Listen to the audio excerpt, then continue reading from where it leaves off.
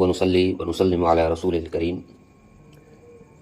أما بعد فأعوذ بالله من الشيطان الرجيم ببركات بسم الله الرحمن الرحيم. شرائط نماز کی آخری شرط تکبیر تحریمہ اور فرائض نماز کی پہلا فرض تکبیر تحریمہ، اس کے تعلق سے مسائل بیان کیے جا رہے ہیں. اس کے تعلق سے کئی دنوں سے درس وغیرہ ہو رہا ہے. تکبیر تحریمہ کے تعلق سے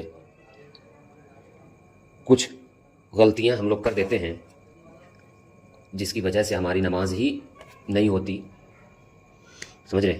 تو اس غلطیوں کی طرف ہم آج اشارہ کریں گے کہ ہماری غلطی کیا ہوتی ہے. پھر اس کے بعد ایک ضروری مسئلہ آپ کو بتایا جائے گا کہ ایسا شخص جو زبان والا نہ ہو، یعنی گونگا ہو، جو کچھ نہیں بولتا ہو، تو پھر وہ کس طرح نماز پڑھے گا. اور گونگا میل میں بھی ہوتا ہے، فیمیل میں بھی ہوتے ہیں، سمجھ رہے؟ تو گونگا شخص کس طرح نماز پڑھے گا، کس طرح قرات کرے گا، کس طرح تکبیر تحریمہ کے وقت اللہ اکبر کہے گا، سمجھ رہے؟ اس کے تعلق سے بھی ضروری مسئلہ آپ کے سامنے بیان کیا جائے گا. سب سے پہلی غلطی جو ہم تکبیر تحریمہ کے وقت کرتے ہیں وہ یہ ہے کہ تکبیر تحریمہ کا نیت کے ساتھ ملا ہوا ہونا. یعنی جو نماز ہم پڑھ رہے ہیں اس نماز کی نیت اور تکبیر تحریمہ کے درمیان ایسی کوئی چیز فاصل اور حائل نہ ہو جو نماز کے منافی ہو. جیسے نیت کے بعد کسی سے بات چیت کر لی، یا نیت کے بعد کھانا وغیرہ کھا لیا، اس کے بعد تکبیر تحریمہ کہی، تو یہ درست نہیں ہے. نیت اور تکبیر تحریمہ دونوں ملا ہوا ہونا چاہیے. یعنی دل میں جو نیت ہے اس کے فوراً بعد ہم تکبیر تحریمہ کر لیں، یعنی اللہ اکبر کہہ لیں. ایسا نہ ہو کہ 5 منٹ پہلے ہم نیت کر لیے، پھر اس کے بعد بات چیت کھانا پینا کھائے، پھر اس کے بعد ڈائریکٹ آ کر ہم اللہ اکبر کہہ لیے. تو یہ جو نیت اور تکبیر تحریمہ کے درمیان فاصلہ ہوا، تو اس فاصلے کی وجہ سے اس طرح نماز ادا کرنا آپ کا درست نہیں ہوگا. نیت کے ساتھ ساتھ تکبیر تحریمہ یعنی اللہ اکبر ہونا چاہیے. نیت اور تکبیر تحریمہ کے درمیان فاصلہ نہیں ہونا چاہیے، ڈیفرنس نہیں ہونا چاہیے. دوسری غلطی جو ہم کرتے ہیں وہ یہ کہ جن نمازوں میں کھڑا ہونا فرض ہے، جن نمازوں میں کھڑا ہونا فرض ہے، جیسے نماز پنجگانہ ہوا، واجب وتر ہوا، سنت مؤکدہ ہوا، یہ سب نمازیں کھڑے ہو کر یعنی قیام کھڑے ہو کر پڑھنا فرض ہے.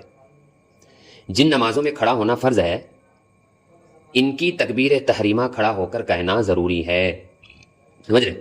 بیٹھ کر یا رکوع کی حالت میں یا رکوع کے قریب جھک کر تکبیر تحریمہ کہنا صحیح نہیں، اس سے نماز نہیں ہوگی. ایک مسئلہ یہاں پر یاد رہے، وہ مسئلہ یہ ہے کہ آج کل کا جو ماحول وغیرہ ہم دیکھتے ہیں، ہلکا پھلکا کمر میں درد ہوتا ہے، پیر میں ہلکا پھلکا درد ہوتا ہے، تو فوراً لوگ بیٹھ کر نماز پڑھنے لگتے ہیں، فوراً کرسی پر نماز پڑھنے لگتے ہیں. تو یاد رہے، اگر 1 سیکنڈ بھی کھڑا ہونے کی طاقت ہے اس کے اندر تو 1 سیکنڈ وہ کھڑا ہو کر تکبیر تحریمہ کہے گا، پھر وہ بیٹھ جائے گا. یہ ہے مسئلہ. مگر ہم لوگ لاچاری کی وجہ سے اور لا علمی کی وجہ سے ہلکا پھلکا کہیں پر بھی درد ہو فوراً ہم بیٹھ کر نماز پڑھنے لگتے ہیں. علماء فرماتے ہیں کہ اتنا بھی درد نہ ہو، درد کے تعلق سے یہ مسئلہ یاد رہے کہ آپ کھڑا ہو ہی نہیں سکتے ہیں، آپ کھڑا ہو ہی نہیں سکتے ہیں. اگر آپ کھڑا ہوں گے تو فوراً گر جائیں گے، فوراً گر جائیں گے. یہ ہے عذر، یعنی اتنا درد ہے، اتنا ٹیس ہے کہ آپ کھڑا ہی نہیں ہو سکتے. یہ ہے عذر، اسے عذر شرعی کہیں گے. مگر اگر کھڑا ہونا تھوڑی دیر کے لیے ہو، پھر اس کے بعد درد چالو ہو جاتا ہے، تو تھوڑی دیر آپ کھڑے رہے، پھر اس کے بعد جب درد چالو ہو جائے اور اتنا درد چالو ہو جائے کہ کھڑا نہیں ہو سکتا، تب آپ بیٹھ کر نماز پڑھ سکتے ہیں. یہ ہے مسئلہ، سمجھ رہے؟ تو ہم سب کو چاہیے کہ اس مسئلے کی ہم اصلاح کریں اور ہلکے پھلکے درد میں ہم اس کو برداشت کر کر نماز پڑھیں اگر ہم کھڑے ہو سکتے ہیں تو، سمجھ رہے؟ یہی مسئلہ یہاں پر بیان کیا جا رہا ہے. تکبیر تحریمہ نیت سے پہلے نہ ہو، یعنی ہم تکبیر تحریمہ اللہ اکبر بول دیے پھر اس کے بعد ہمارے دل میں نیت ہو، ایسا نہ، پہلے نیت ہو پھر اس کے بعد تکبیر تحریمہ ہو یعنی اللہ اکبر۔ اگر تکبیر تحریمہ پہلے کہی اور نیت اس کے بعد کی تو نماز صحیح نہیں ہوگی، سمجھ رہے؟ ہاں، تکبیر تحریمہ اتنی آواز سے کہنا ضروری ہے کہ اس کی آواز خود سن سکے، اپنی آواز خود سن سکے کہ ہاں ہم نے اللہ اکبر کہا ہے، خود جان سکے، سمجھ رہے؟ خود جان سکے۔ سوال ہوتا ہے کہ بھائی تکبیر تحریمہ یعنی اللہ اکبر کتنی آواز میں کہے؟ تو جواب دیا جاتا ہے کہ اتنی آواز میں کہے کہ وہ خود سن سکے، وہ خود سن سکے۔ اب آتے ہیں سوال کی طرف کہ بشرطے کہ بہرا نہ ہو۔ البتہ گونگے کو تکبیر تحریمہ کے لیے زبان ہلانا ضروری نہیں ہے۔ اب آتے ہیں گونگا نماز کس طرح پڑھے گا، سمجھ رہے ہیں؟ اگر کوئی آپ سے سوال کر دے کہ بھائی ہمارے گھر میں ایک ڈمب ہے، گونگا ہے، بول نہیں سکتا ہے، تو اس کو نماز پڑھنے کا طریقہ آپ بتائیں، تو آپ کو آئے گا تبھی آپ بتائیں گے نا؟ ہاں، تو سیکھ لیں اس کو۔ بغیر استطاعت اللہ سے ڈرتے رہو، بقدر استطاعت اللہ سے ڈرتے رہو، قرآن پاک کی آیت ہے۔ جتنا ہو سکے اتنا اللہ کا خوف ہمارے دلوں میں ہونا چاہیے۔ گونگا جو کہ نہیں پڑھ سکتا تو اس سے زبانی عبادت ساقط ہو جائے گی، سمجھ رہے؟ اس سے زبانی عبادت وہی جیسے بولنے والی چیزیں جو لازم ہے، ضروری ہے، جیسے اللہ اکبر بولنے والی چیز ہے، ثنا ہوا، تعوذ اور تسمیہ ہوا، قیرت ہوا، مطلقاً قیرت یہ فرض ہے، سورہ فاتحہ اور اس کے بعد 3 چھوٹی آیت یا 1 بڑی آیت یا 1 چھوٹی سورت کا ملانا یہ لازم واجب ہے، سمجھ رہے؟ تو اسی کو کہتے ہیں زبانی عبادت، یعنی بولنے والی چیز جس چیز میں لازم ہو۔ تشہد میں التحیات کا پڑھنا یہ لازم ہے، ضروری ہے، سمجھ رہے؟ السلام علیکم ورحمۃ اللہ، السلام علیکم ورحمۃ اللہ بول کر نماز کو مکمل کرنا یہ بھی لازم اور ضروری ہے، سمجھ رہے؟ درود ابراہیمی، دعائے معصورہ، یہ سب بولنے والی چیز، بولنے والی عبادت، تو اس سے ساقط ہو جائے گی، یعنی ختم ہو جائے گی جو نہیں بول سکتا۔ اور اگر تسبیح یا ذکر الہی کسی حد تک کر سکتا ہو تو قرات کی جگہ پر تسبیح و ذکر الہی کرے گا، سمجھ رہے؟ اور اگر تسبیح وغیرہ بھی نہیں کر سکتا ہے اور اس کے لیے سیکھنا بھی ممکن نہیں تو اس سے قرات کرنا ساقط ہو جائے گا، سمجھ رہے؟ اس پر تلاوت کے بدلے کچھ اور پڑھنا لازم نہ ہوگا۔ اور اگر گونگا شخص تکبیر کہہ سکتا ہے تو تکبیر کے موقع پر تکبیر کہنا لازم ہوگا، یعنی اللہ اکبر وہ کہہ سکتا ہے، تو جب اللہ اکبر کہنے کا وقت آئے یعنی تکبیر تحریمہ کے وقت اس پر لازم ہے کہ وہ اللہ اکبر کہے۔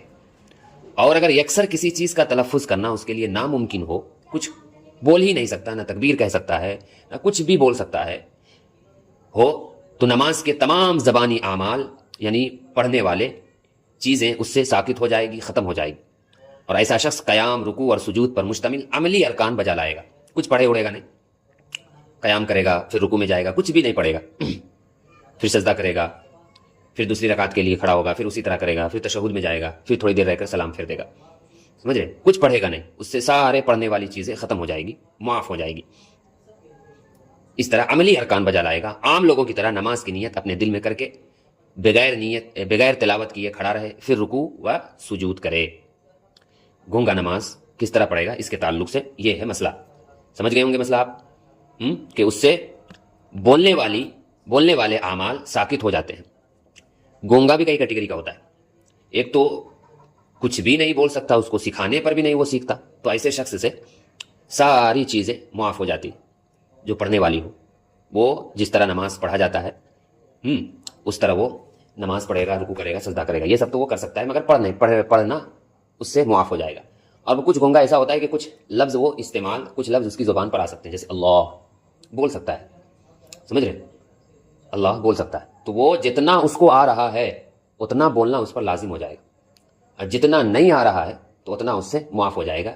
یہ ہے ایک سینٹینس میں سوال کا جواب، ایک سینٹینس میں سوال کا جواب، کہ جتنا اس کو آتا ہے اتنا وہ بولے گا، اور جتنا اس کو نہیں آتا ہے وہ چیزیں اس سے معاف ہو جائے گی۔ نمبر 5، تکبیر تحریمہ یعنی اللہ اکبر ایسی عبارت سے ادا کرنا جس سے اللہ تعالیٰ کی عظمت اور بزرگی سمجھی جاتی ہو۔ نمبر 6، اللہ اکبر کے حمزہ یا با کو لمبا نہ کرے۔